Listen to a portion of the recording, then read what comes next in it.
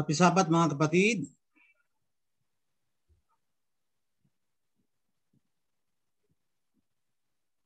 Happy Sabbath sa lahat po. Ako po yung narinig. Okay. Happy Sabbath po. Sabbath, Brad Sam. Sabbath. For our announcement this Sabbath,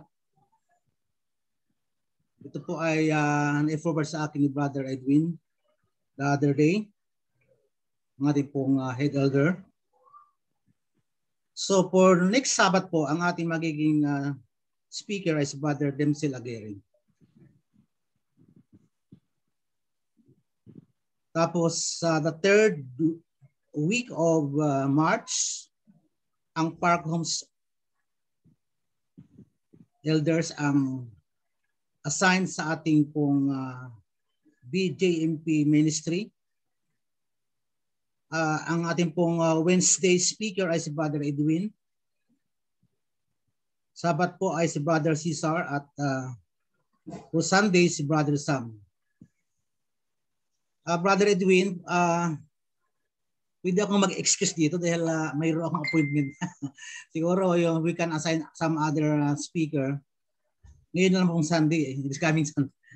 Okay lang, Brother Sam, no problem. Salamat po. Ini-announce din po namin na ang ating pong kapatid na Sister Estrella, Sister Estring, the other day ay pumanaw na po at na-cremate na po ang kanyang katawan. Patuloy po natin ipag-pray ang Baltrato family. Talagang marami ngayon po ang naapektuhan sa mga iba't ibang karamdaman. And ang ating pong church fund, di ba last Saturday doon, ang iba sa atin ay naroon sa ating church conduct ng ating worship.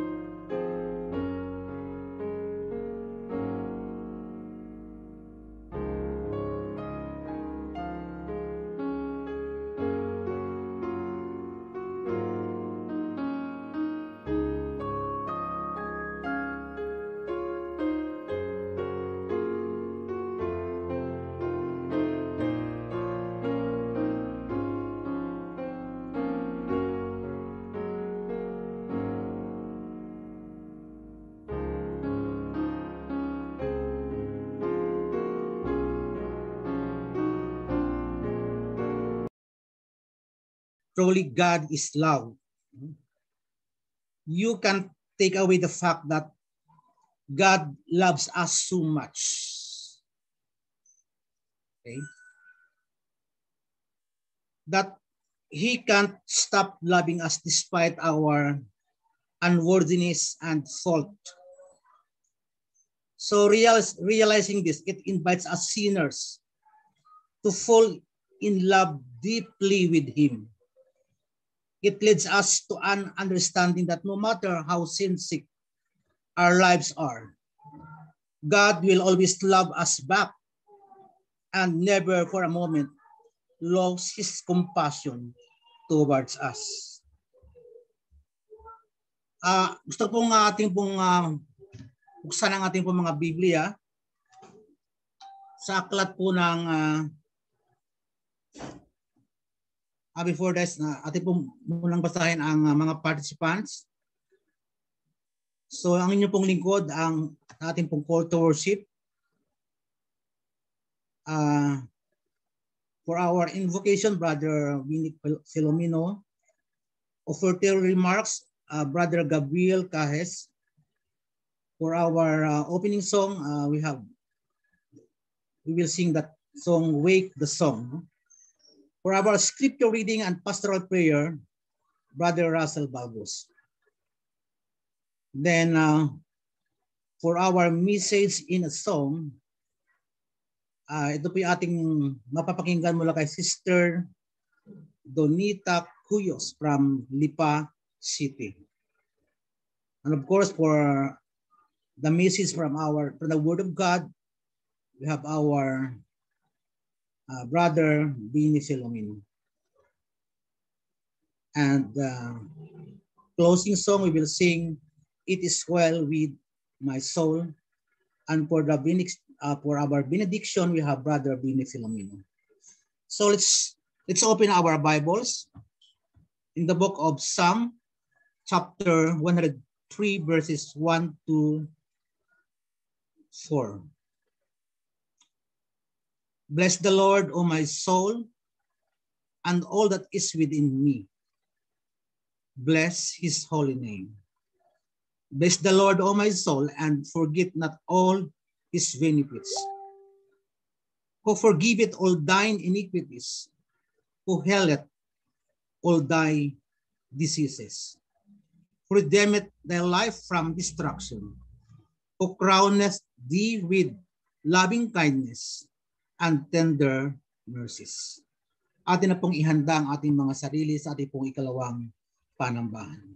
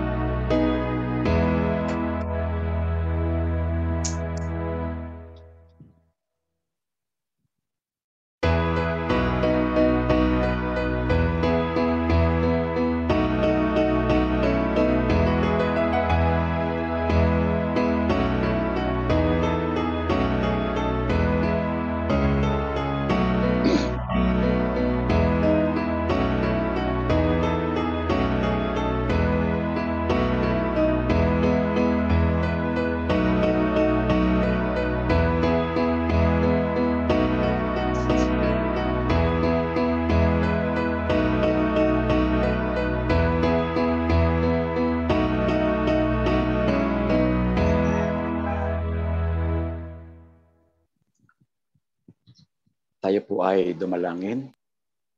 Mapagpala naming Ama, patuloy kaming nagtatagubilin sa iyong kabanalan, sa iyong kapangyarihan.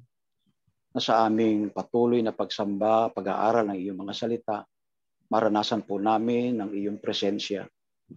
Buksan ang aming mga kalooban, ang aming mga puso sa pakikinig ng mga salita mula po sa iyong mga bibig. Umaasa kami sa buong tagumpay ng kabanalan, ng kaayusan, at ng maayos na kikipag-ugnayan namin po sa iyo. Umaasang tinanggap mo po ito alang-alang sa banal na pangalan po ni Jesus. Amen.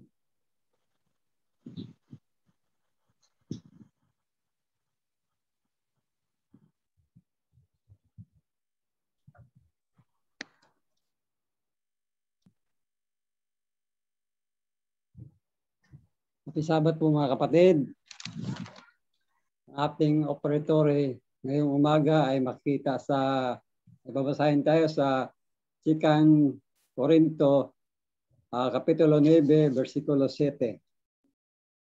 Magbigay ang bawat isa ayon sa ipinasya ng kanyang puso. Huwag mabigat sa loob o dahil sa kailangan, sapagkat iniibig ng Diyos ang magbibigay na masaya. Tayo po ay manalangin. Ama naming banal, Diyos na makapangyarihan sa lahat, sa umagang ito, kami po ituloy nagpapasalamat sa araw Sabat na ito na pinagkaloob mo sa amin. Sa umagang ito, Panginoong Diyos, muli namin binabalik aming mga kapo at aming mga handog. Dalangin namin, Panginoong Diyos, na ito yung pagpalain, ito yung basbasan, na itong mga handog namin na pinagkaloob mo sa amin ay ito'y magamit namin, ito'y magamit ninyo sa inyong banal na gawain. At dalangin namin, Panginoon Diyos, na ito yung pagpalain ang nagsibigay nito, pagpalain mo ang kanilang mga buhay, ang mga kalusugan, ang kanilang mga trabaho. At dalangin namin, Panginoon Diyos, patuloy mo kami pagpalain sa araw na Sabat na ito. At muli, salamat po muli sa inyong kabutihan at pag-ibig mo sa amin. Itong lahat ay aming hinihiling sa pangalan ng aming Panginoong Jesus. Amen.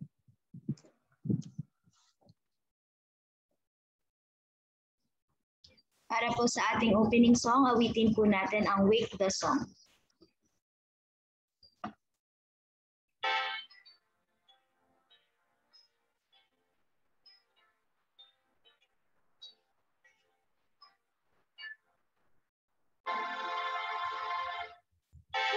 Song of joy and gladness, hither bring your nameless way. Banish every thought of sadness, pouring forth your highest praise. Sing to him who carries flowers, once again give thanks to me. And his loving arms has taught us, offer me to Jesus' feet. Wake the song, wake the song, the sound of joy and gladness. Wake the song, wake the song of children. Joyfully with songs and banners, we will greet the festal day. Shout aloud our glad hosannas, and a grateful homage pay. We will chant our Savior's glory, while with God's creation above. Still the old story, precious game redeeming love. Wake the song, wake the song, the sound of joy and gladness. Wake the song, wake the song of jubilee. Thanks to thee, O Holy Father, we will keep your faithful.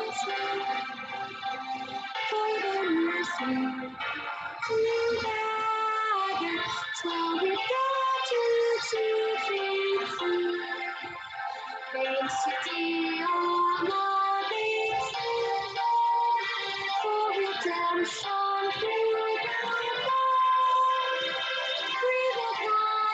Holy Spirit, sweetly draw us near to God.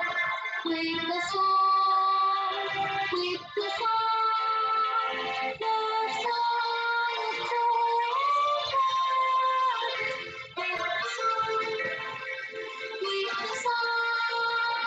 the song of jubilee.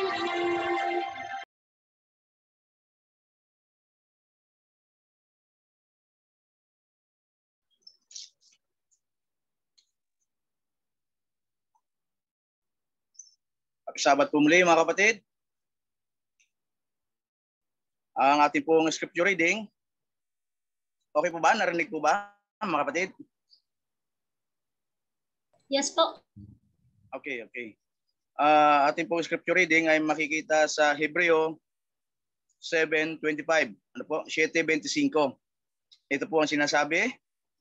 Dahil dito naman, siya ay nakapagliligtas na lubos sa mga nagsisilapit sa Diyos.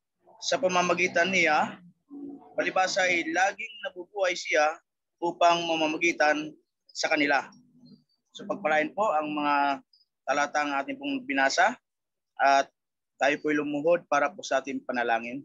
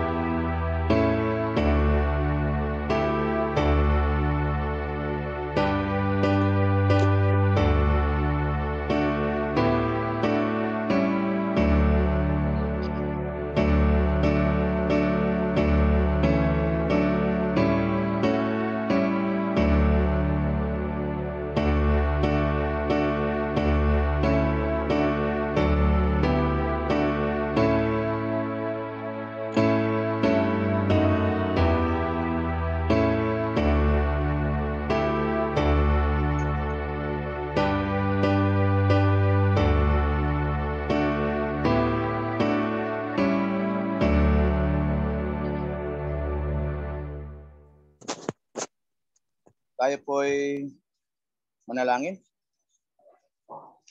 Ama naming nasa mga langit, banal at makapangyarihan namin Diyos, ang kapurihan, kaluwalhatian, ang karangalan at pagsamba ay naupo lamang po sa aming Diyos, sa aming Panginoon at sa aming Hari.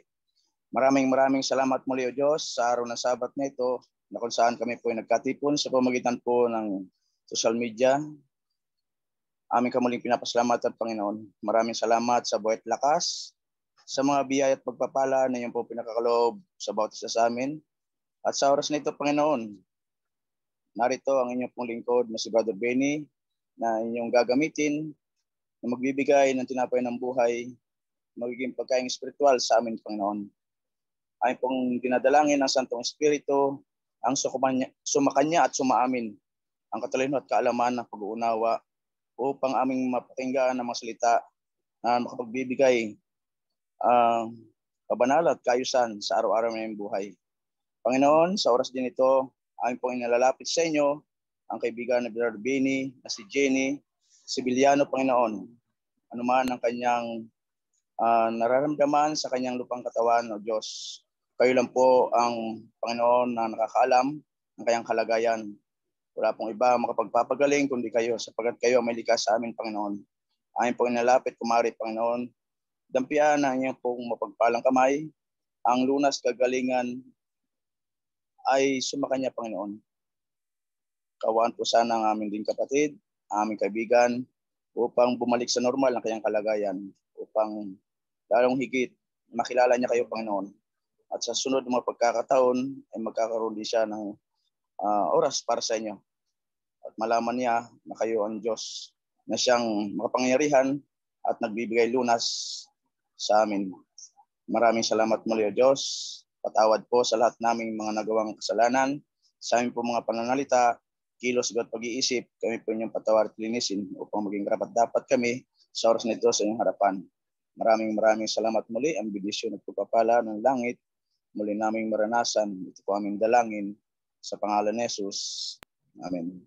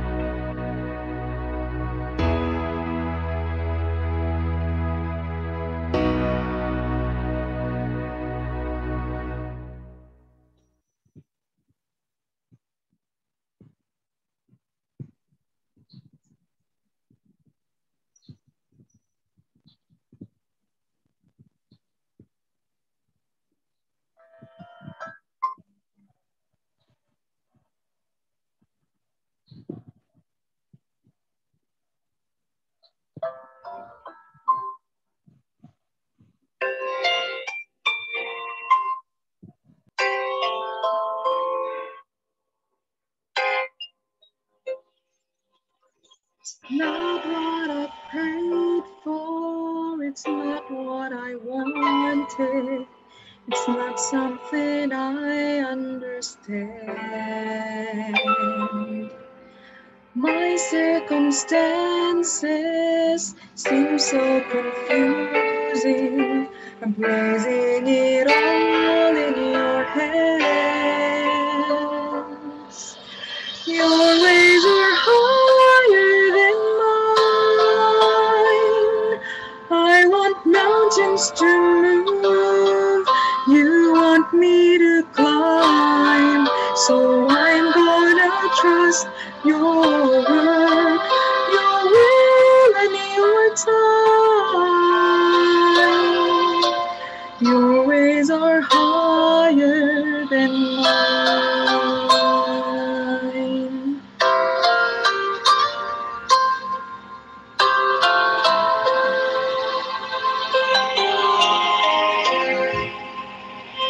One day I'm sure I will look back and marvel at how you knew best all along.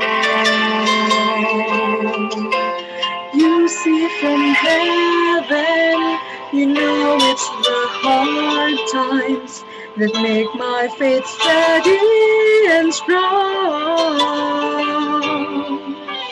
Your ways are higher than mine. I want mountains to move. You want me to climb. So I'm gonna trust your work, your will and your time. Your ways are higher than mine. When I start to doubt, help me believe somewhere so far above me. Your ways are higher than mine. I want mountains to move. You want me to climb. So I'm gonna trust your word, your will and your time. Oh, your ways are so much higher than mine.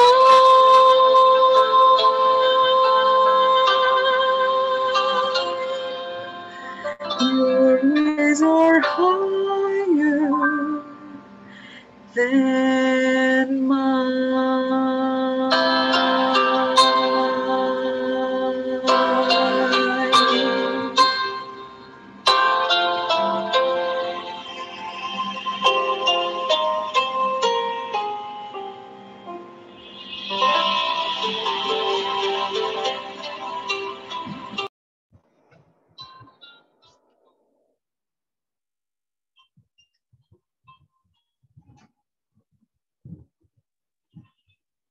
Happy Sabbath sa inyong lahat mga kapatid. At una sa lahat ay purihin ang Panginoon sa isang magandang pagkakataon na ngayon ay pinagkaloob sa atin na kahit sa ganitong kapangyarihan ng technology ay nagkaharap-harap tayo ng face-to-face na long distance.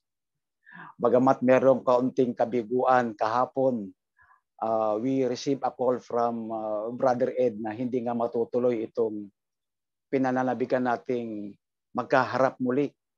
Sa tingin ko, merong almost 1 year na tayo ay hindi nagkita ng harapan. Kaya sinasapantahan natin, supposed to be ngayong araw. Subalit ito ay hindi hadlang para tayo ay tumigil. Tayo ay patuloy na sasamba at maglilingkod sa ating Panginoon. Nais kong pasalamatan ang nagbukas, naghanda ng pag-aaral ng ating mga salita mula sa Panginoon sa pamamagitan ng awit na pinagkaloob sa atin ng ating kapatid. Mga awit ng mga mensahe ay may kinalaman sa mga makalangit na bagay at kahulugan. Ngayon po, sa pangalan po ng ang Nasusulat Ministry ng programang ito, ang layunin ay dalhin ang pabalita ng Ebanghelyo sa ilalim ng pagpapatuloy ng Kamenong's Legacy. Kaya po muli, ako po ang inyong lingkod, kapatid na Benny Filomeno, maglilingkod po sa inyo sa mga oras na ito sa panahon ng ating pagsamba. Kaya po, isang magandang pagkakataon para dito sa Park Homes SDA Church na makadaop palad natin ang ating Panginoon mula sa mga nasusulat sa Biblia. Itong mga nakaraang panahon ng ating mga serye o mga series sa Bible Prophecy, tayo po ay naroroon na at natapos sa aklat ng Revelation 4 at ngayon ay Revelation 5.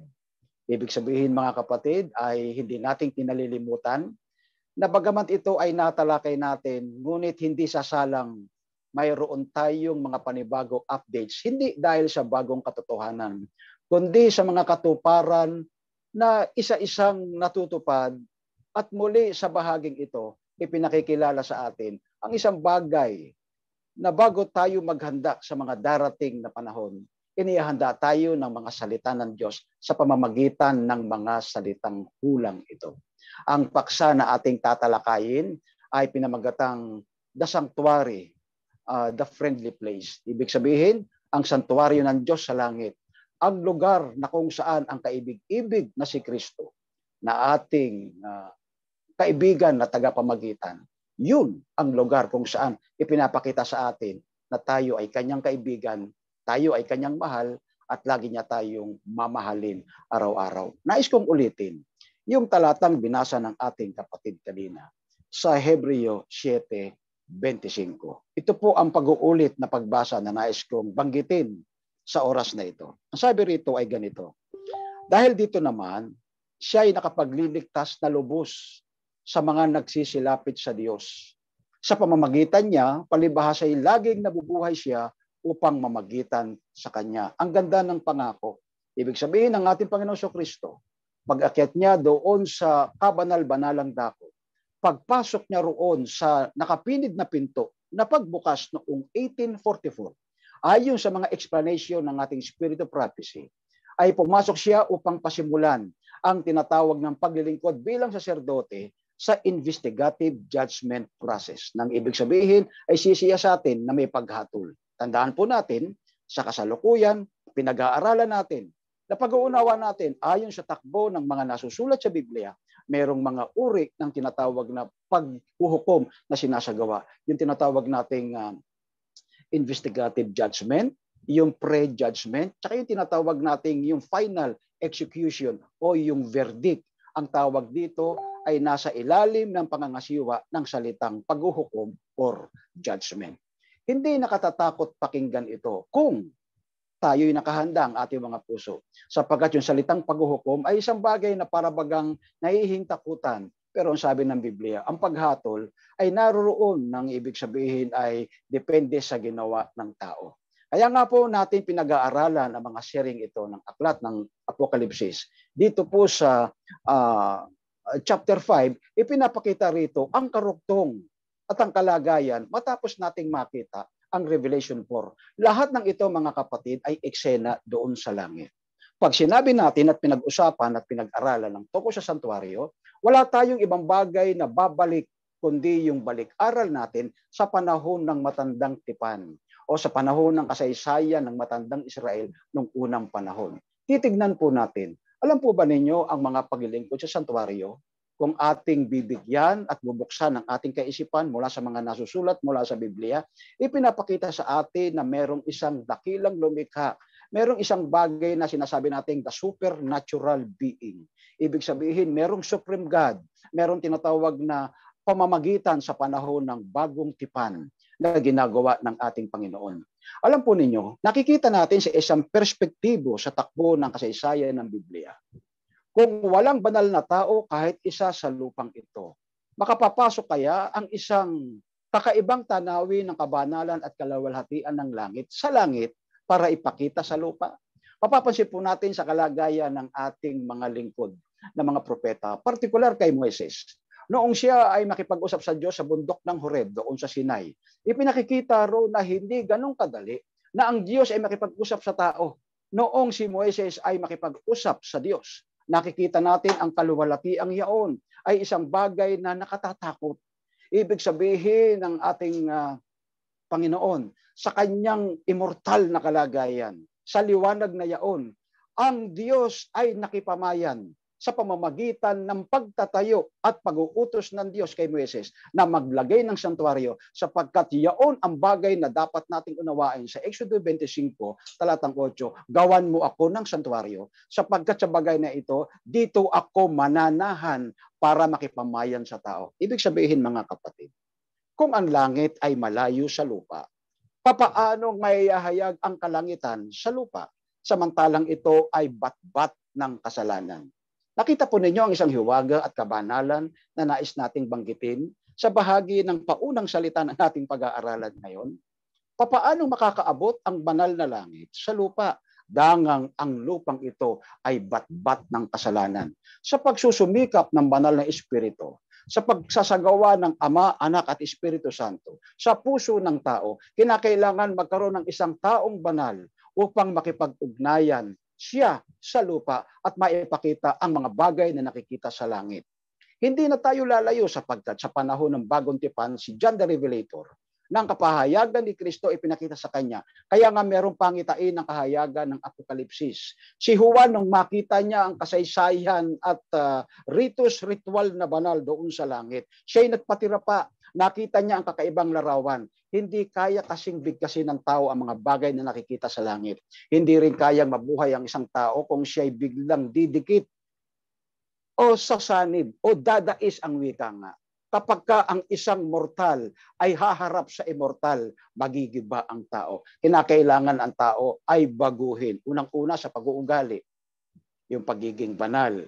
Kaya mapapansin po ninyo, sa buhay ng kabanalan, maaring pangilan-ilan merong parsyal na pakikitungo ang Panginoon sa pamamagitan ng pangitain. Ngunit kapag ang isang tao ay binago ng Diyos sa ikalawang pagparito, ang sabi pag binalutan ng walang kamatayan, ang katawang may kamatayan, doon pa lamang in the twinkling of an eye, we shall be changed. Hindi ba yun ang sinabi ng Biblia? Kaya kinakailangan tayo mabago. Sa lupang ito, mga kapatid, kinakailangan magkaroon ng partial development ng mga katotohanan na tayo ay maging banal na lumalakad at tumitingin sa kasakdalan ni Kristo. Now, balikan natin, mga kapatid, ang hulang ito na ipinakikita ko ano mangyayari sa hinaharap. Ang Revelation 5 ay nagsasabi ng isang bagay tungkol sa darating at mga pagkakataong mapag-unawa natin yung mga bagay na itinilaga ng Diyos tungkol sa langit. Tingnan po natin. Nais kong basahin. Ito ay kakaunti pa lang naman.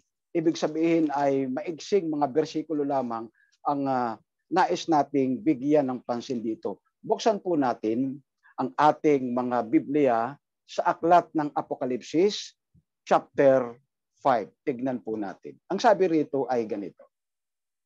Nakita ko ang isang kamay niyong nakaupo sa luklukan, ang isang aklat na may sulat sa loob at sa labas na tinatakang mahigpit ng 7 tatak.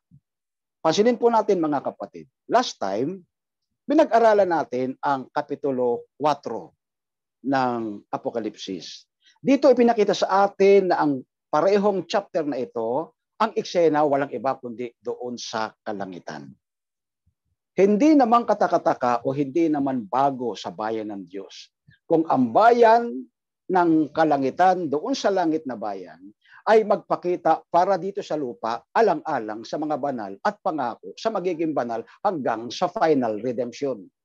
Titignan natin kung babalikan natin mga kapatid ang karanasan ng bayan ng Diyos noong unang panahon na kapag ang santuario ay mayroong serbisyo ng pagpapatawad sa kasalanan sa pamamagitan ng pagdadala ng mga handog na mga tupa o mga hayop, ang dugo nito na tinitigis na siyang tumuturo kay Kristo, na siyang kapatawaran ng kasalanan, na si Kristo rin ang namamagitan sa Ama sapagkat dahil sa kasalanan nakipagkaalit ang tao sa Diyos. Sa bagay na yan, isang phenomenon o isang katakatakang tanawin ang napabalita sa buong mundo sa panahon ni Moises, na noong sa kampamento na kapag ang Diyos ay sasagot sa pagtugon sa pamamagitan ng pagkapatawad ng kasalanan ng bayan, nang sila'y naghahandog samantalang ang patay na hayop ay nasa dambana, ang apoy mismo ay manggagaling sa langit at susupukin ang handog na nagkasala sa pamamagitan ng simbolo ng pagkapatawad ng Diyos.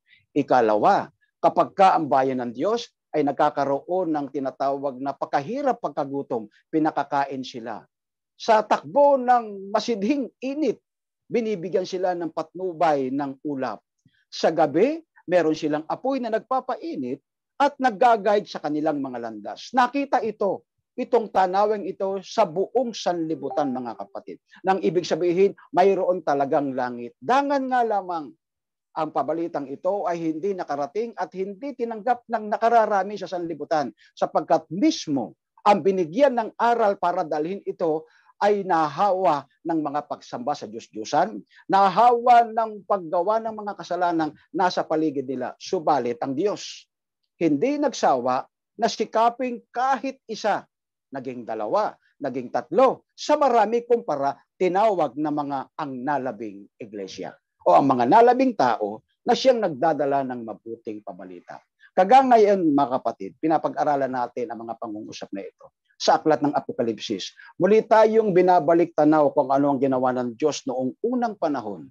Ipinakikita sa atin sa aklat ng Apokalipsis na siyang ating babagtasin ngayon kung ano ang gagawin ng Diyos, na siya yung Diyos noong unang panahon, siya rin yung Diyos ngayon. Tignan po natin muling buksan ang Apokalipsis 5, versikulo 2. Itutuloy ko ang basa.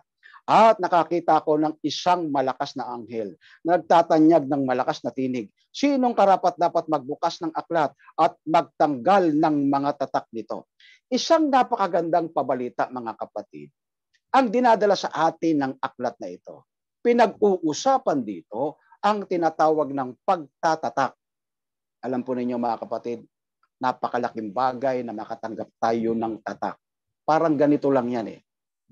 Kung ikaw ay naniniwala na ang bakuna anti-COVID ay magbibigay buhay sa iyo sapagkat proteksyon laban sa nakamamatay na sakit, hindi ba ikaw ay nasasabik na maturukan ng COVID na ito?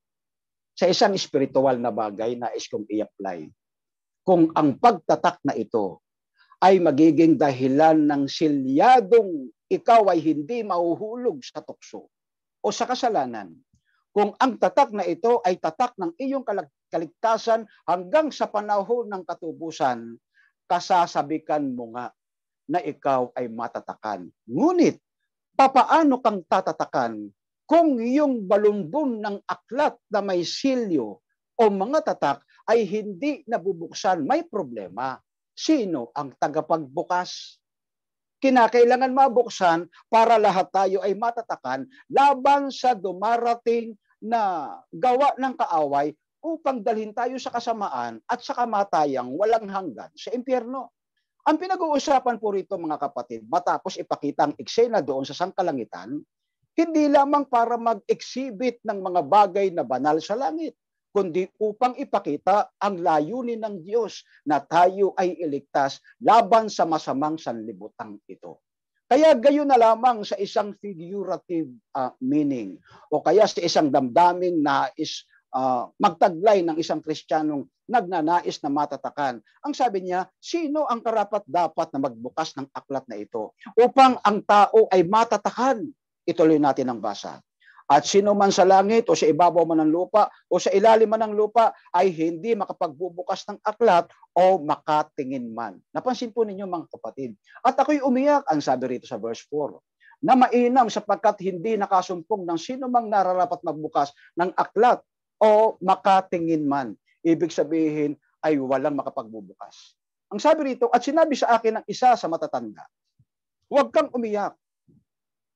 Narito, ang leyon sa angkan ni Huda, ang ugat ni David, ay magtatagumpay upang magbukas ng aklat at ng 7 tatak na ito. Ibig sabihin, ipinakikita rito, meron na tayong idea kung sino ang karapat-dapat magbukas na ito. Sa isang introduction ay sinasabi, isang lahi mula saan? Sa Huda. Walang iba ang ating Panginoong Jesucristo. Mula sa ugat ni David.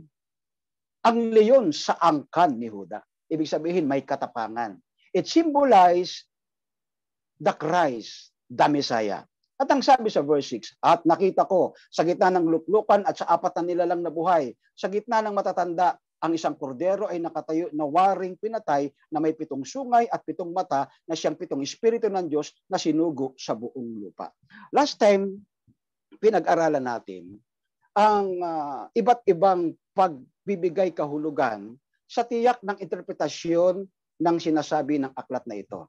Kagaya ng aking ipinangako, bawat yugto ng ating pag-aaral, kung hindi ako nagkakamali, ito ay pangatlo na nating pagbalik-aral sa bagay na ito. Subalit sa isang nababagong kaisipan na dapat ang bayan ay nakatayo sa isang tiyak na kaligtasan sa panahon ng krisis na ito, mas ipinakikita pa sa atin ng mga pangungusap na ito ang isang paghahanda upang tayo ay lalong maging handa sa ikalawang pagdating ng ating Panginoon. Ipinakikita rito mga kapatid, yung sinasabing 7 mata na siyang 7 espiritu, tapos binanggit yung merong sungay.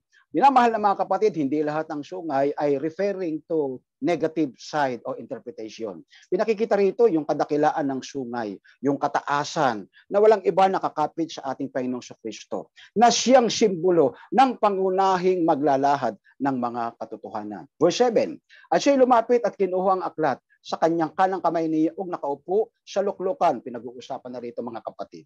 Ang isang eksena ng banal na dako at ang kabanal-banalang dako, doon sa kung saan ang ating Panginoong Jesucristo ay maglilingkod bilang saserdote. At sabi sa verse 8, pagkakuha ng mga aklat, ang 4 na nilalang na buhay at ang 24 na matatanda ay nagpatiripa sa harapan ng kordero ng bawat isa ay may alpa at ang mga mangkok na ginto na puno ng kamangyan na siyang mga panalangin ng mga banal. Pansinin natin mga kapatid. Ang eksena sa langit ay isang bagay na hindi pangkaraniwan. Isang kahanga-hanga. Ang tawag natin ay mga supernatural. Bakit? Kasi mayroong mga supernatural being. Ang kanilang mga kalagayan at paglilingkod ay unang-unang makikita natin sa interpretation ng Biblia, ipinapakita doon sa langit ang pattern at simbolo ng kaayusan sa lupa. It should be nakaparallel saan? Sa langit. Kaya ang tawag ng ating mga commentator, sa Spirit of Prophecy, sinasabing ito yung sinatawag na mga organized. Ibig sabihin yung mga nakatitiyak tayo na merong maayos na kaayusan ng programa sa langit na dapat ding makita dito sa lupa. Yung nga lamang yung glorification na kung saan ay pinapakita sa langit, dito ay isang langit-langitan ang wika sa lupa. Yun ang sinasabi ni Ellen White sa Aklat ng Adventist Home ng ating tahanan, ang ating iglesia, ang ating mga sarili ay maging larawan ng langit-langitan na pattern doon sa langit. Ipagpatuloy natin ang basa mga kapatid sapagkat patuloy ng ating mga oras. At ang sabi rito, at sila'y nag-awitan ng isang bagong awit na nagsasabi, ikaw ang karapat-dapat na kubuhan ng aklat at magbukas ng mga tatak nito sapagkat ikaw ay pinatay at binili mo sa Diyos ang iyong dugo ang mga tao sa bawat angkan, wika at bayan at bansa. In other words mga kapatid, ang kamatayan ni Kristo doon sa Calvary, ang kanyang dugo ibinayad sa Diyos. Kaya pag kami nagtanong, alipin ba tayo ng kasalanan? Yes. Pero alipin tayo sa ilalim ng condemnation of the law. Yung condemnation of the law, kabayaran ng kasalanan, ay kamatayan. Nararapat lamang na yung dugo ni Kristo na nabuhos sa Calvary ay ibabayad for ransom. Saan? Sa Diyos na siyang ating kaalit sa ilalim ng sumpa ng kasalanan. Kaya pagka tinanong, saan tayo tinubos? Tinubos tayo sa kasalanan. Tinubos din tayo sa sumpa ng kasalanan. Tinubos din tayo sa hatol ng kamatayan ng kasalanan sa pamamagitan ng dugo ng ating Panginoong Jesucristo. Ituloy natin ang masa, verse 10. At sila'y iyong ginawang kaharian at mga saserdote sa aming Diyos, at sila'y mag-ahari sa ibabaw ng lupa. Isang karapatan, mga kapatid, ayon sa hula ng talatang ito sa verse 10, ipinakikita sa dinami-dami ng mga nilalang sa sangkalangitan, sa kalawakang walang hanggan. Ayon sa Biblia, ayon din sa pangitaing ipinakita kay Ellen White, na merong mga nilalang na kagaya natin na hindi nagkasala. Pero hindi kaya sila magsiselos sa final redemption kapag after 1,000 years na babalik muli ang sansinukob ng mga taong maliligtas kasama ang puspos ng kabanalang mga anghel at ang Trinity, ang Ama, ang Anak at ang Espiritu Santo ay tatahang kasama natin. Kaya yung sinasabing gagawin tayong kaharian at gagawin kanyang mga saserdote. Hindi kaya sila magsiselos ng ating Panginoon ay tatahang kasama natin doon sa buhay na walang hanggan? Mangyari nawa yan, mga kapatid, sapagkat tayo ay nag-aasam na ito ay maganap sa ating buhay. Verse 11, ang sabi rito, at nakita ko at narinig ko ang tinig ng maraming mga anghel sa palibot ng luklukan at mga nilalang na buhay na matatanda. At ang bilang nila ay 10,000, tig sa 10,000 at libo-libo. By the way, mga kapatid, ang Biblia na salin sa Grego ay hindi sila gumagamit ng milyon. Pero ayon sa kwenta ng mga scholars, ayon sa mga salitang itinatala, ito, mga kapatid, ay laksa-laksa, milyon-milyon, maaring bilyon-bilyon, walang katapusan ng bilang sa dami ng mga anghel na maglilingkod sa ating Panginoon, na siyang dadalaw dito sa lupa sa ikalawang pagdating ng ating Panginoon. Nabanggit din dyan, mga kapatid, yung tinatawag na 4 na nilalang, yung 24 elders, sa panahon ng pag-aaral para sa progressive truth ng Revelation, ay pinakikita na mayroong iba't ibang view. And finally, ito palang 4 na nilalang na buhay, ay alam natin ito talaga ay anghel. Merong iba't ibang klaseng itsurang mukha. Merong parang pabilog na umiikot, pagkatapos may 4 na mata, may 4 na mukha ng tao.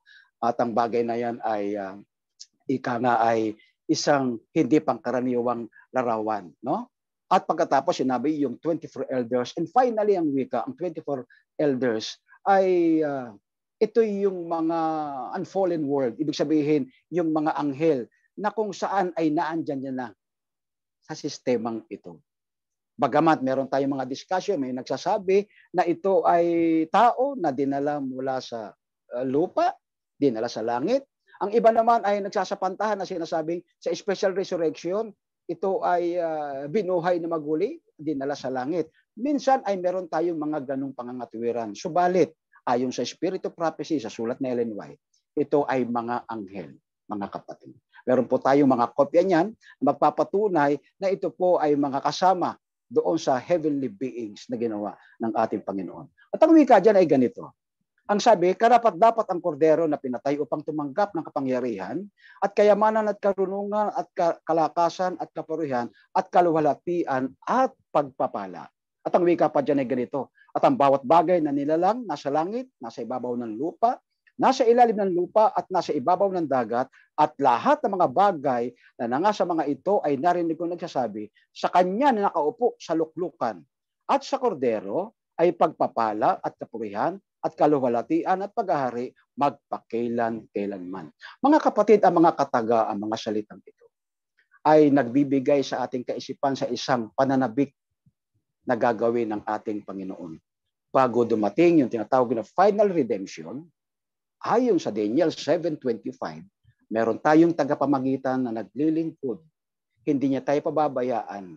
Anumang sigalot sa ating buhay, mga kapatid, hindi niya tayo pababayaan kung ito man ay matinding kasalanan na ginawa natin. Kapag ito'y ating hiningi ng tawad, walang pwedeng sinumang humatol at malumbat na wala tayong pag-asa. Sapagkat meron tayong Kristo na nagbibigay pag-asa sa atin na namamagitan sa ating panahon upang tayo ay maligtas sa sumpa ng kasalanan. Verse 14, nais kong basahin.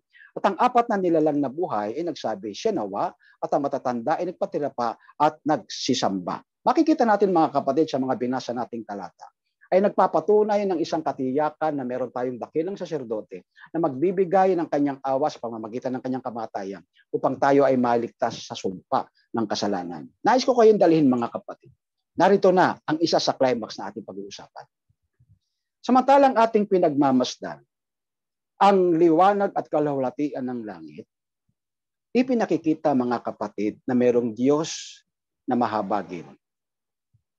Ang sabi ng Bible commentary, ang sabi ng Spirit of Prophecy, at ang sabi ng mga comments ng ating mga iconic evangelist, ang kanilang mga pag-aaral ay pinagkasundo sa isang tiyak na kahulugan, na kung saan ang larawang ito ay nagpapatunay na si Kristo ang sentro ng buhay natin.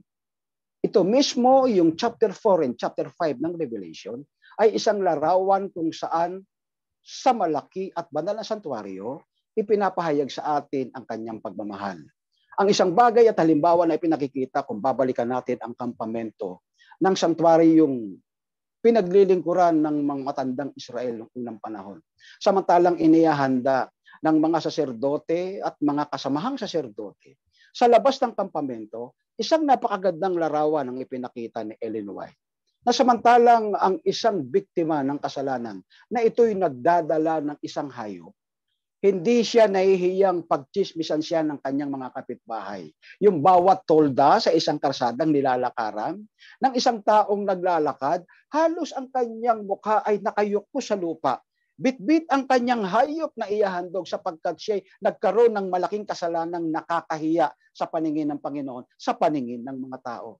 Habang siya naglalakad, iniyahatid doon sa asher ng mga saserdote bago pumasok sa unang pinto. By the way, may 3 pinto ang santuario.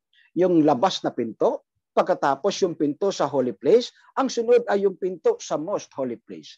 Kaya samantalang ina-achieve ng isang biktima ng kasalanan, yung unang pinto, siya'y nakayuko sapagkat hiyang-hiya siya sa kasalanan. Subalit, ang pinakamaganda samantalang siya'y nakakarinig ng panunumbat at pagbubuli ng kanyang mga kaibigan at kapitbahay sa kanyang ginawang kasalanan, ang bagay na ito ay nakalulugod pansinin.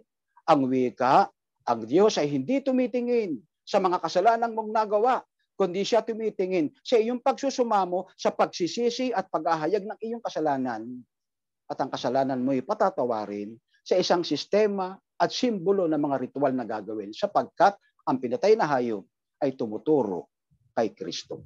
Mga kapatid, ang chapter 5 ng Aklat ng Apokalipsis ipinapakita sa atin gayong-gayong din na kung tayo ay may mga daing ng mga kasalanan, mga kapatid, bangon kagad.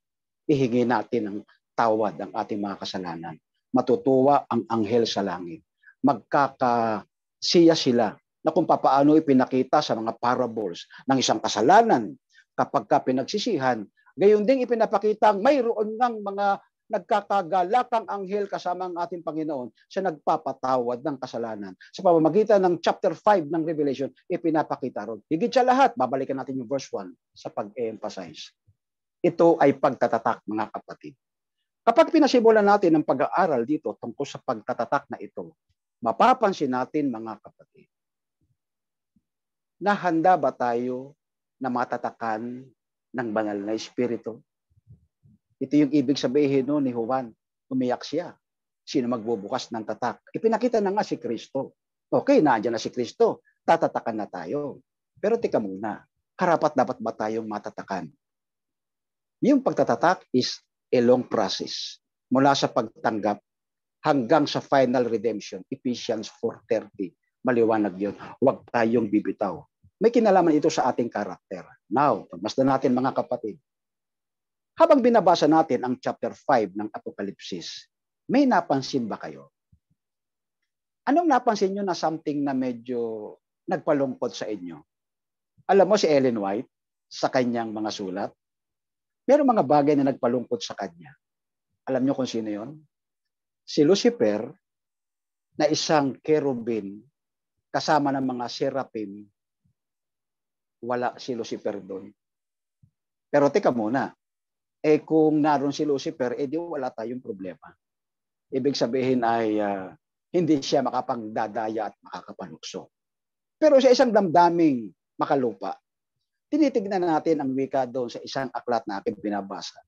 Nakikita natin na wala si Lucifer.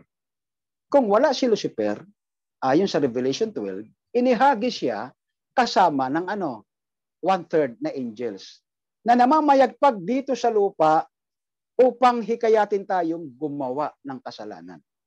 Kung si Lucifer ayon sa tala ng propesiya, ang siyang nagtatakip doon sa Ark of the Covenant, doon sa most holy place, na kung saan ang Ten Commandments ay naroroon sa loob, ngayon ay iba na. Si Lucifer, gumagamit din ng Ten Commandments, pero itinutuloy niya sa tao kung alin lamang ang dapat tuparin. Nakakapangdaya. Tinuruan din niya ang tao, mga kapatid, na usigin ang lahat ng sumasampalataya kay Kristo. Pinagpapapatay niya kaya maraming mga martir. Bakit? Ang sinumang susunod sa utos ng Diyos, papatayin. Pero teka muna, lalong lumalakas ang pananampalataya ng mga martyrs. Hanggang ngayon, dumami ang mga Kristiyano. Dangan nga lamang, merong nalabi, particular sa Seventh-day Adventist, tayo ngayon ang kanyang aatakihin. So anong gagawin niya para makadaya siya? Kahit pala patayin mo ang mga martir, magpapatuloy sa pananampalataya, ganito na lang ang gagawin ko. Total, master of the masters ako sa langit. Dati akong kerubim. Dati akong makapangyarihan. Alam ko ang eksena sa langit. Alam ko ang mga plataforma. Yun din ang gagamitin ko para mag-counterfeit. Hahayaan ko ang tao magbasa ng Biblia. Hahayaan ko ang tao maging banal. Hahayaan ko ang tao na gumawa ng mabuti. Pero 99% lang para kay Kristo at para sa Biblia at para sa salita ng Diyos. Ang 1% sa akin, pero saan ka? Nadaya ka pa rin. Nakita niyo mga kapatid ang sistemang ito. Hindi kayang awatin ng katotohanan. Pero sapagkat yung salitang counterfeit, ginamit yan sapagkat gagaya siya ng kahalintulad ng totoo. Si Satanas mahilig gumaya. Mga kapatid, ine-emphasize ko to. Idinidiin ko sa ating pag-aaral ngayon. Tandaan natin. Si Satanas ay mandaraya. Ito yung tanong natin. Kagaya ng tanong ni Apostol Pablo. Basahin muna natin ang isang aklat sa 2 Corinto 2:11. Babasahin ko mga kapatid. Ang gandang pag-uusap ito. Sabi rito sa 2 Corinto 2:11. Ang sabi ni Pablo ay ganito. Upang huwag kaming malamangan ni Satanas, sapagkat kami ay hindi hangal sa kanyang mga lalang. Ay, teka muna mga kapatid. Pag sinabing hangal, mangmang, hindi ka ba nadaya ni Satanas? Ang sabi ng talata, upang kami ay hindi malamangan ni Satanas. Ibig sabihin, nakikipaglaban pala sa atin si Satanas sa araw-araw. Maganda bang malamangan mo siya? O ikaw ay malamangan niya? Pero ang sabi ni Apostol Pablo, upang kami ay hindi madaya, in other words, upang hindi kami malamangan ni Satanas, sapagkat kami ay hindi hangal sa kanyang mga lalang. Well, alam pala ni Apostol Pablo ang may kinalaman tungkol sa paglalang, paggawa, mga sining, mga art, mga entertainment. Yun ang ginagawa ni Satanas. Ang sabi ni Pablo, Satanas, hindi mo ako malalamangan. Hindi mo ako madadaya sa iyong mga lalang. Minamahal na mga kapatid, nagtatanong ba kayo na kayo ay nadaya ni Satanas? O sinasabi mong hindi ka nadaya, hindi ka nagkakasala? O kaya pinaghahandaan mo ba ang isang pandaraya na maaaring gawin ni Satanas sa iyo? Sapagkat ang sabi ng talata, paglalalang ni Satanas. Gumamit din si Ellen White sa kanyang sulat, maraming sulat. Ang sabi niya, mag-ingat tayo sa mga lalang ni Satanas. Minamahal ko mga kapatid, isipin natin paano siya nandadaya. Ano ang gagawin niya? Counterfeit, panggagaya mula sa orihinal. Bakit? Sapagkat siya'y tagalangit dati. Alam niya ang sistema doon. Alam niya ang paraan. Kung doon sa binasa natin sa 5:9 ng Apokalipsis, nagkaroon ng pag-awit na bagong awit, yung tungkol sa awit, bababa si Satanas dito sa lupa. Dadayain din tayo tungkol sa awit. Napakinggan niyo mga kapatid, sa nakaraang mga serye natin, tinalakay natin na ginagamit ni Satanas ang mga awit. Kung hindi man tayo mahilig sa mga rock and roll, makasanibutang awit, dadalhin kanya sa religious song. Pero may signature din niya. May signature ni Satanas. Gagamit ng mga lyrics galing sa Biblia. Pero hindi angkop ayon sa aral ng Biblia. Mag-ingat tayo mga kapatid. Alin pa? Tignan natin. Are you familiar? Nais kong banggitin sa inyo mga kapatid. Familiar ba kayo mga kapatid sa isang tala na sinasabi sa introduction ng chapter 5, babalik ka sa mga sulat ng mga major prophet kagaya ni Ezekiel. Nakakita ka na ba, mga kapatid, ng description na binasa natin sa chapter 5 ng Apokalipsis, yung 4 na nilalang na buhay. Kung titignan mo ang detalye sa aklat ni Ezekiel, mga kapatid, hindi ko nababasahin at wala na tayong time. Ano itsura? May 4 na muka, may 4 na mata, umiikot, paitaas, pababa, iba't ibang kulay. Nakakita ka na ba niyan, mga kapatid? Manood ka at maglaro ka ng Mobile Legend. Makikita mo yan. I assure you. Kagabi nag-research ako, Brother Cesar, pasensya ka na, ikaw yung nabanggit ko. Kasi magpapatulong ako sa iyo na mag-research nito. Alam kong mahilig ka dito sa research. Meron kasi ako nire-research yung mga Mobile Legend. Dito in-screenshot ko, wala na akong time para ipakita, mga kapatid. Yung mga itsura na yan, makikita mo sa mga karakter at mga heroes ng mga Mobile Legend na nilalaro ng mga kabataan ngayon. Yung 24 elders, ginaya din. Ang tawag dyan ay yung 24 section ng Mobile Legend at pamamaraan para maisakatuparan yung mga mai-insert doon sa mga, anong tawag dyan? Yung mga heroes na binabanggit. Alam po ninyo, meron doon sinasabi, no? Teka muna, mabanggit ko lang sandali, mga kapatid. Baka sakaling makita ko dito. Alam po ninyo, itong bagay na ito, isang nakatutuwang pansinin. Sa susunod ko mga series, nais kong ito ay bigyan ng pagdidiin. Kasi po, mga kapatid, marami tayong mga kabataan ang na-addict. Sabihin natin yung salitang addiction sa bagay na ito. Meron dito akong tinignan. Yung tinatawag na bago ka pala maglaro nito, magkakaroon ng isang setting, magkakaroon ng isang setup. Ipakikilala sa iyo kung ano yung lugar na yon. Ipakikilala sa iyo kung ano yung karakter, katangian ng bawat isa. Yung tinatawag na pagbibigay information about the background. Halimbawa, mga kapatid, kagaya nito, no? Alam nyo, mahaba ito, pero papahapyawan ko lang kasi wala na tayong oras. Halimbawa, merong isang lugar dito, kung tawagin ay teka muna, hanapin ko dito. Halimbawa, yung tinatawag na Munian Empire. O yan, mga kabataan. Anong sabihin ng Munian Empire? Pagkatapos, meron ditong mga heroes. Ito yung mga nilalaro ng mga kabataan kung sila na-addict. Pagkatapos, ipinakita dyan, meron daw tinatawag na Imperial Sanctuary. Tapos, meron pa tinatawag na The Temple of Heroes. Mga kapatid, alam mo, pagka binabasa mo ito, kahalintulad kapag binasa mo ang mga kataga sa Apokalipsis na makikita doon sa langit. Bakit? Niyayapusan niya ito ng mga bagay na may kinalaman doon sa langit, pero ang kasunod nito, mga kapatid, ay niyapusan ng mga Diyos-Diyusan ng mga pagano. Nakita po ninyo, mga kapatid. Kaya kung kayo naglalaro nito, wag na kayo maglaro. Meron pa sinasabi rito, yung tinatawag na Lightborn Capital. Meron di umano sa lugar na yun, na meron pupuntang mga legend, mag-aaway sila. Pero ang sabi rito, punta ka lamang sa tinatawag na Monastery of Light. Kita nyo, gumagawa sila ng mythology, mga istorya na mga inimbento para malibang ang mga tao sa paglalaro. Hindi lang kabataan, pati yung mga matatanda. Ano itong Monastery Light? Ang sabi rito, ito ay nasa parting east. Nakita mo yung east? Yung Garden of Eden, nasa east. Pagkatapos ipinakikita rito, magkakaroon ng reborn. That is Buddhism. Magkakaroon ng regeneration. Yung heroes mo na namatay, mabubuhay muli. Mga kapatid, sa susunod kong series, ito ang dahilan kung bakit sabik na sabik kaming ilunsad ang nasusulat ministry para makatulong tayo sa ating iglesia. Ipinakikita dyan, mga kapatid, ang napakaraming mga plano ng kaaway. Yung counterfeit. Hindi lamang pala, mga kapatid, na ginagaya ni Satanas ang Biblia para dayain ng mga tao sa ilalim ng pangangasiwa ng mga mega churches, mga maka-impluwensyang simbahan na siyang dumadaya ngayon sa buong sanlibutan. Kaninang umaga, mga kapatid, ako ay nanood ng Secrets Unsealed. Araw-araw ko itong pinapanood. Nasasabik akong ibalita sa mga iglesia, yung mga bagay na naririnig ko. Kagaya ng kababasa ko lamang kanina, na nais kong ituloy sa susunod na mga series, ay nagkakaroon, mga kapatid, ng koneksyon sa isang bagay na kung saan ang Panginoon ay nais niyang ipaalam ito sa nalabing iglesia. Yung narinig ko kanina, mga kapatid, ay meron ngayon tinatawag na samahan. Ang tawag ay double life. pag sinabing double life, ito yung mga taong dalawa ang uri ng kanilang karakter. Ang kanilang tinatawag na standard ay double standard. Samantalang sa Biblia, ay isa lamang pamantayan, walang iba, kung ano yung nasa Biblia.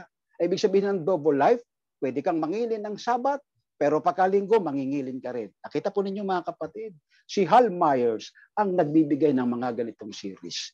Mga kapatid, yung mga bagay na yan ay pinagsisikapan kong i-research pa sapagkat sa panahon ngayon, ipinapakita maging sa Amerika, sabi ng ating mga concern na mga evangelist sa ating mga palatuntunan at mga institusyon, pinag-iingat tayo sa lumalago at lumalaking bagong sistema na ngayon ay umaalingaw-ngaw, pumapasok sa ating iglesia, kumakamisan hindi na pumapasok, siya na rin mismo, yung nasa loob ng iglesia, ang magkakaroon ng kaisipan, baka nga ikaw din, o baka nga ako din, ay magkaroon ng ganitong kaisipan sa isang nakaka-attract na bagay.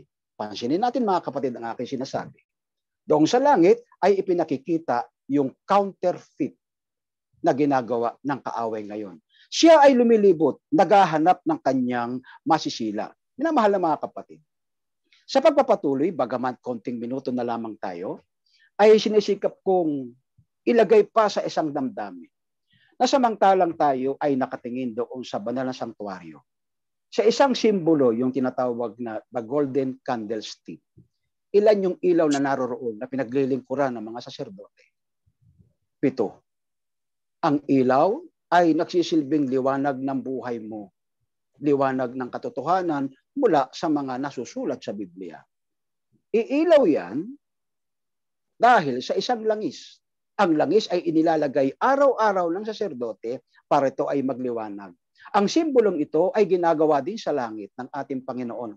Ang banal na Espiritu na siyang langis ay inilalagay sa ating puso. Ang problema, ano ang pinapapasok natin sa ating kaisipan upang magliwanag ang ating ilaw? Di ba merong tayong kantang nadidinig? Yung kantang nung mga bata pa tayo, ang lyrics ay ganito. Yung iyong liwanag, ang sabi ay, let it shine all the time. Kinuha yan sa description ng Biblia, na yung ilaw doon sa sanctuary, kinakailangang laging may sindi. Kung laging may sindi, dapat laging may langis. Nang ibig sabihin, ang banal na Espiritu, hindi pwede tayong umalis kay Kristo kahit bawat sandali ng buhay natin. Kaya sabi, let it shine all the time. Tapos merong chorus. Don't let Satan blow it out. I'm going to let it shine. Let it shine all the time. Napakaliwanag mga kapatid ng sinasabi sa atin ng Biblia na kung saan ay pinakikita sa atin ang isang bagay na dapat maging aware tayo sa panahon ngayon.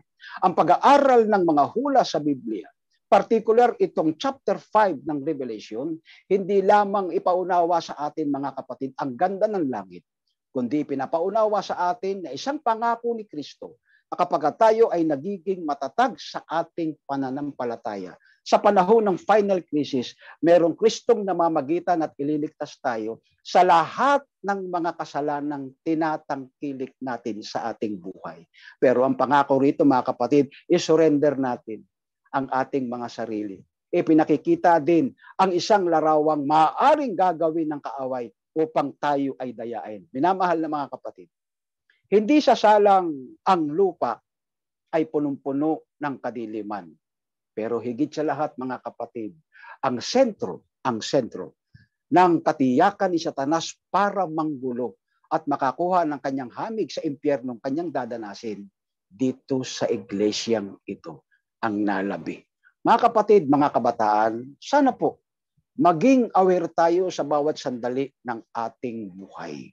Maging aware tayo sa bawat sigalot na dumarating sa ating buhay.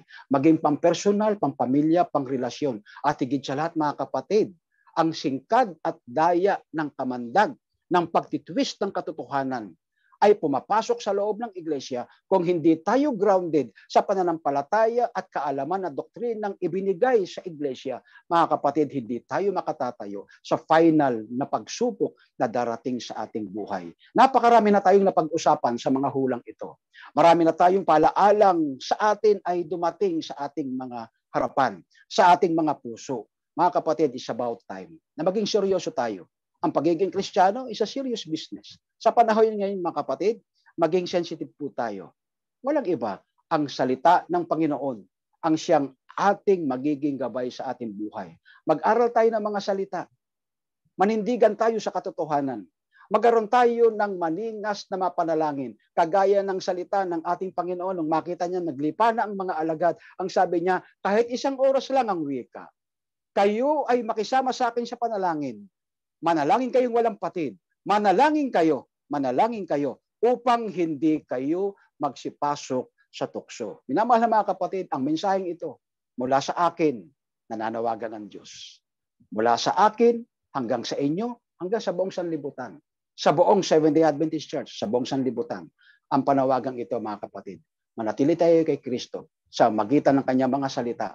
Ang Banal na Espiritu ay huwag natin pighatiin sapagkat siya'y nagtatak sa ating mga puso hanggang sa panahon ng katubusan. Pagpalain ng Diyos ang ating pinag-aralan ngayong umaga, nawa sa pagdating ng ating Panginoong Hesus, maging karapat-dapat tayo sa mga salita ni Hesus na manahin natin ang lupain, ang buhay na walang hanggan. Pagpalain po tayo ng ating Panginoon.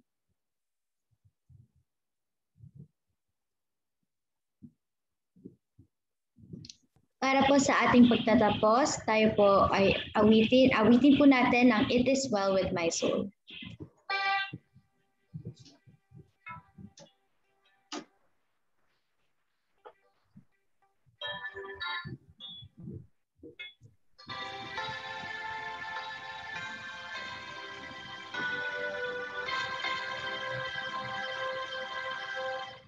When peace like a river attended my way, when sorrows like sea billows roll, thou hast called me to say,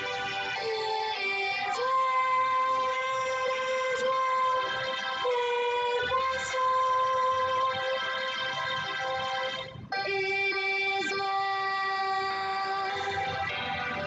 with my soul. It is well with my soul. My sin, oh, the joy of the glorious God. My sin, not in part, but the whole is nailed to the cross, and I bear it no more. Praise the Lord, oh my soul. It is well with my soul. It is well with my soul. And Lord has the day when my face shall be fair. The clouds will back as a storm. The truth shall be sung, and the Lord shall declare, even so, it is well with my soul. It is well with my soul.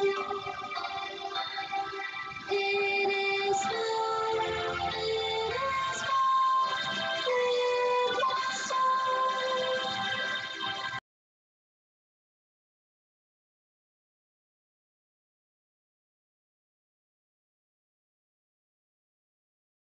Na inyong ipinamalas sa amin matapos niyong maipahayag ang iyong mga salita. Napuspos ng katotohanan, narito ang aming mga sarili sa isang pagtatalaga Tulungan mo po kami na lumakad sa buo pagbabago sa araw-araw naming buhay. Tulungan kaming huwag malaglag at madaya ng kasalanan sa lalang ng kaaway. Magkaroon kami ng patuloy na pagtitiwala po sa iyo. Puspusin kami ng iyong biyaya, yakapin kami ng iyong pag-ibig. Maipahayag namin to sa isa't isa upang maging ganoon ay magliwanag kami, hindi lamang sa aming family, sa paligid, kundi sa buong sanlibutan.